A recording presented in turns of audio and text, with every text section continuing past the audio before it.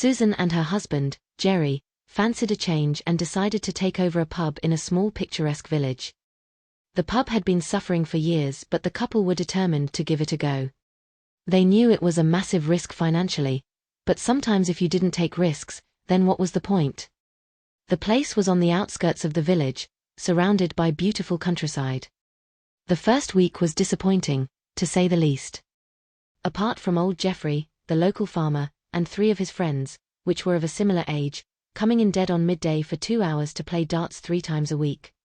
There wasn't any other customers, apart from the odd person in the evening. Most of the time, the pub was empty. Susan stood behind the bar, when Jerry appeared through a hatch in the floor, which led to the beer cellar. "Don't worry, love. The beer hasn't gone off quite yet and everything down there seems to be working okay, but if we don't start getting rid of it soon, it'll go off," he said, worried. Susan turned to him, then replied, "I hope things improve. I know it's only been 1 week, but I just don't know what else we could do." Jerry didn't have an answer at present. Apart from the odd customers that came in, he and Susan didn't know anyone else.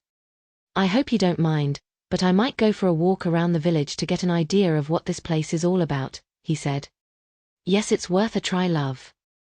Chat to some of the locals and tell them this place is under new management. This might interest them enough to come in and have a pint," she replied, hopeful. He kissed her on the cheek. "I'll be back in about 45 minutes, love." Jerry walked down the road from the pub, and noticed an opening to a recreational area. At the entrance, he went in. On the left was a pavilion. Once there, he heard some voices coming from the side of the building. He headed in that direction and found another entrance with a metal gate at the end of a tall hedge. He peered in.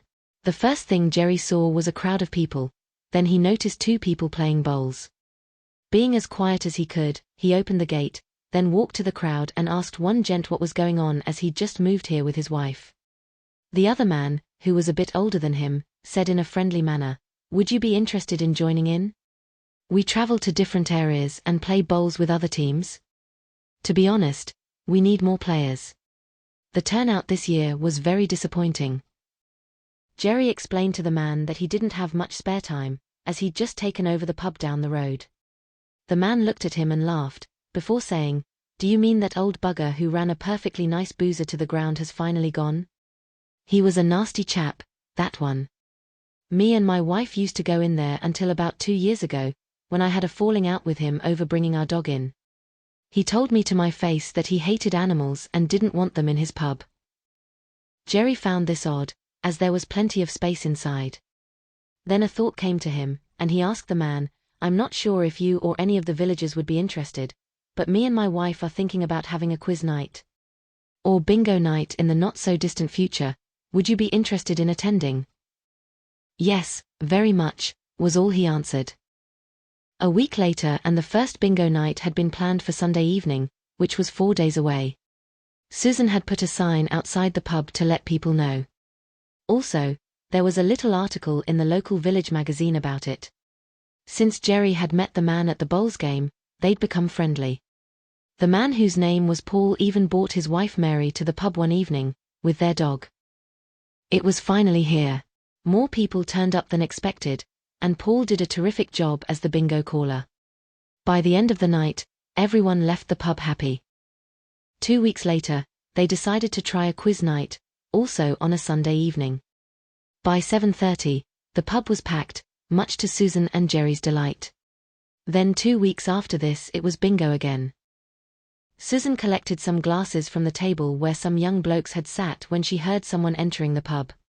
She turned and at the bar stood Farmer Jeffrey. "Hello, Jeffrey. The usual?" she asked, while heading back to the bar. "Yes, please," he answered. He paid the money and took a swig. Lovely, he thought. She realized it was late for him because he was usually in here by 12. "Where are your friends today?" she asked. With a serious look, he said sadly, "David's gone to the hospital today because in his last checkup the doctor noticed something. The rest of us went with him. That's why I'm later than normal. I like to think of us as D'Artagnan and the 3 Musketeers. If one of us is sad, then we're all sad. I'm so sorry to hear this, Jeffrey," she said. Let's hope he'll be okay. Thank you, Susan. It means a lot that you care. It's good to have a nice pub again in the village. As you know, before you guys took over, I hadn't been in here for years. Thank you, that means a lot, she replied emotionally.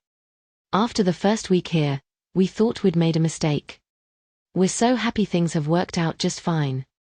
And that's including loyal customers like you, because we really appreciate it. Does that mean I get a pint on the house? He said. Susan laughed. In your dreams. Betty had lived on her own for years since her husband had passed away. The only thing she looked forward to, these days, was going to the pub to play bingo and beating Jack on the quiz night. Her daughter would drive her there and play as well. It was nice spending time with her and other friends. If it wasn't for the pub, she never would have met them. Most days she'd be in the house on her own. It was lonely, and she didn't like it one bit. It was a cruel world at times, on top of having trouble getting about and other slight health issues. The carer, who visited daily for only a short time, to make her a meal and to have a chat, was late. Betty was thirsty and needed a nice cup of tea. If she took her time, there shouldn't be an issue. With her walking stick in her hand, Betty made her way to the kitchen. Everything these days was such an effort. It's like every part of her body ached. In the kitchen, she turned the kettle on, then poured some milk in a cup. In the cupboard above her were the tea bags. With difficulty she grabbed one, then waited for the water to boil. All of a sudden, she didn't feel too good. Her heart raced. Dizziness consumed her. The last thing she remembered, before losing her balance and smacking her head on the corner of the worktop, was the sound of the front door opening. And the familiar voice of her carer saying loudly, "Sorry I'm late, dear." The traffic was a nightmare. Susan was busy cleaning some tables, when her mobile rang. "Hello, who is this?" She didn't recognize the number. The woman's voice then replied, "Hi, it's Jeanette. Me and my mum Betty play in the quiz and bingo on a Sunday night." Susan now knew who they were. "Hi, how can I help you, Jeanette?" There was a brief silence, then she said, "I'm afraid me and my mum won't be able to make it this Sunday because Mum's had a bad fall. She's now in hospital." Susan replied sadly, "I'm so sorry to hear that. Please send her my love. She's such a dear lady, and for the age of 92, absolutely amazing. Let's hope she makes a speedy recovery. I hope you don't mind me asking, but what ward is she staying in, as in the next few days I'll go and see her if that's okay?" "Yes, that would be lovely. She'd really appreciate that. She's staying in the Kimberley ward, which is on level 3 in the West Block," Jeanette answered. "Thank you, Jeanette. I have a lot of time for your mum. She's such a lovely lady," Susan said. Betty opened her eyes and saw a face she recognized by the bed. It was the landlady from the local pub. "Hello, my dear," she said. Susan answered sadly, "I'm so sorry to hear what happened. It must have been such a fright. John keeps asking about you from the pub, saying that when he gets time, he'll visit in a couple of days." The frail woman looked pleased. "I hope I'm out of here soon, because I miss the nights out in your pub, surrounded by such nice people." Susan took her hand. "We all miss you as well, Betty. Before you know it, you'll be beating Jack and his team again in the quiz." "I hope so, my dear." For the next hour, Susan stayed with Betty until she fell asleep. Within a week, Betty was out of hospital. Jeffrey's friend David, who'd been in hospital also, got the all clear, and before long, they were all back in the pub playing darts. At the end of Friday night, once all the customers had left, Susan headed upstairs with Jerry. It had been very busy. "I love it here," she said. "Do you think we made the right decision to do this?" He took her in his arms, then answered, "Every day I feel blessed, as I like to think of everybody who comes in here, as family. And yes, this was the right decision, because to me, family means everything." The end.